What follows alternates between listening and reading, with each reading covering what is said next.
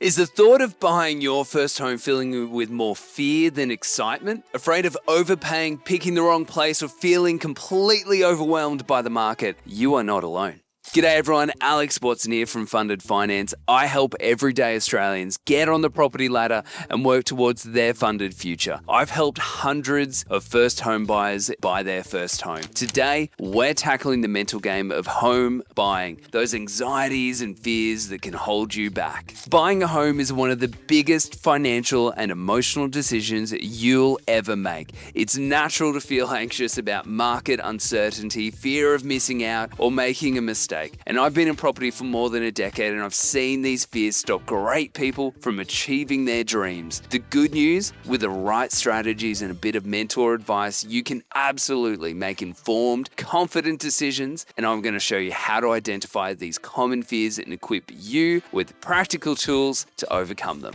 So let's break down those nagging fears and give you clear strategies to conquer them. Strategy number 1, overcoming the fear of overpaying and market uncertainty. Look, this is a huge one. I'm not going to talk it down. Am I paying too much? Is the market going to crash? This anxiety stems from the unpredictable nature that we seem to see in real estate. The fear, getting caught in a hot market where you pay above value or buying just before a downturn. Also, the fear of competition in a market like Queensland. Look, first things first, you've got to acknowledge that buying successfully means that you've either paid the most for a property or you're pretty close to paying the most. But still, you've got to make sure that you know your value, not just what the agent's guiding you to. Don't rely solely on the agent's advertised price. Go to realestate.com.au or Domain, look at sold listings for similar properties in the same suburb, and call agents to find out the actual sold prices. Understand what the market is paying for property. Get a fully assessed pre-approval. This is your anchor. It sets your absolute maximum budget. This clarity immediately reduces the fear of overstretching because you know your hard limit. You bid with confidence up to that point and then you stop. Strategic offers, not lowballing. Look, this ain't your grandpa's property market. Seeing offers over 700,000 and offering 701 or 698 will kill your credibility. It's called lowballing. Make offers that show you're serious. If your offer is reasonable, you're either accepted, negotiated with, or taken seriously amidst a multiple offer situation. You're heard, not dismissed. Strategy number 2, conquering the fear of choosing the wrong property.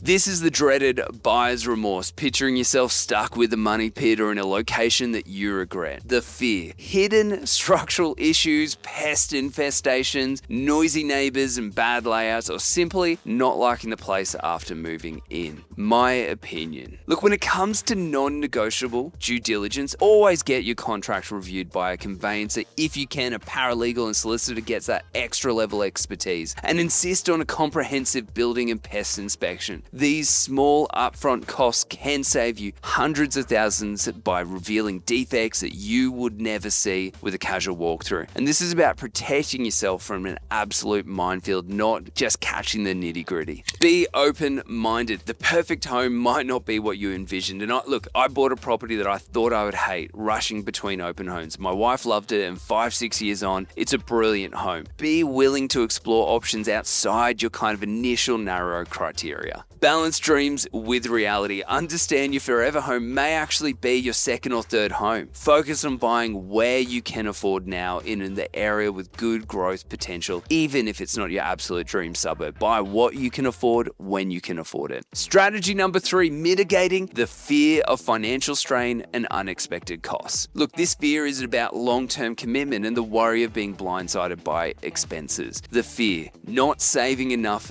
for settlement, getting hit with hidden fees if all your repayments becoming unaffordable if rates rise. My opinion, we need to master funds to complete. As we've discussed in other guides, understand that it's more than just a deposit. Account for stamp duty, legal fees, LMI if applicable, inspection costs, and adjustments at settlement. Make sure you build a financial buffer. Always aim to have a little extra cash beyond your absolute minimum funds to complete. This gives you a peace of mind for immediate moving costs, small small fixes or unexpected life events after you settle. Even when you purchase, you got a few weeks of you can keep saving, get a little bit extra in there. Strategic savings. Use tools like separate high interest savings accounts and automatic transfers. Avoid major purchases while saving. Every little bit counts towards your reducing that financial stress. And if you're holding funds in shares, consider selling them down so you're not at risk of market movement and have cash ready at hand. Strategy number 4, manage emotions and learning confidence. This is perhaps the biggest battle. Home buying is emotional, and emotional decisions can lead to bad ones. The fear, FOMO, fear of missing out. FOMO, driving impulsive decisions, getting disheartened by rejections, or feeling overwhelmed by the sheer volume of properties out there or not out there. My opinion, set a maximum purchase price early. When you see a property, this creates a rational boundary before emotion takes over. Stick within your budget. Don't use all your emergency funds just because you've fallen in love with a property. There's always another one coming.